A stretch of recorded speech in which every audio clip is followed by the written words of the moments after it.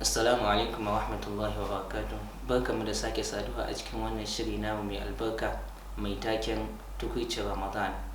Tambaya ta gaba. Malam, na yi lattin tashi sahur, ina cikin cin abinci sai aka kira a salatu. Shin azumi na ya kare? Ya kai dan uwa mai tambaya, azumin ka bai kare ba.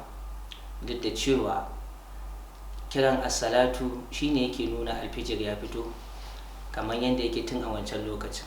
Ba kowa ne yake iya ganin alfijir da idanunsa ba, amma kiran as-salatu shine wanda yake nuna alfijir ya keto, alfijir ya riga ya keto.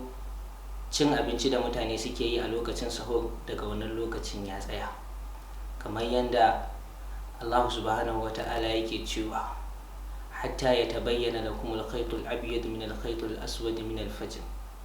Ai mutum ba zai daina cin abinci ba har sai fari ya bayyana masa daga baki. Ai abin da ake nufi har sai alfijir ya keto. Sai dai malamai suna cewa abin da ke a hannunka wanda baka karasa ba, ko da an kira as-salatu to zaka iya karasa shi.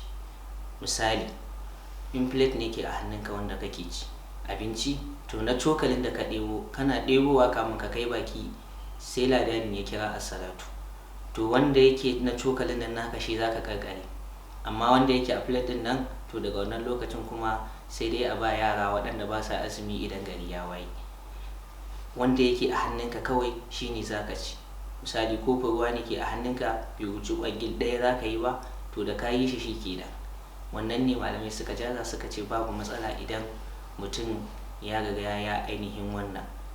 Ƙara nanatawa, wanda ke a hannunka ba plate din ba gaba ɗaya na abincin shine zaka gama ci. A'a, wanda yake a hannunka shine zaka karkare, ba wai abincin da ke a hannun naka ba. Azumin mutum zai iya karyewa ne a lokacin da ladani ya riga ya gama kiran sallah, ba mujarradin as-salatin ba kawai.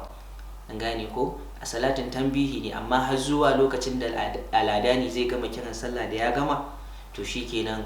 Daga wannan lokacin azumin mutum zai iya karyewa idan ya ci gaba cin abinci kuma yana sani akan hakan, to azumin mutum zai iya karyewa daga wannan lokacin.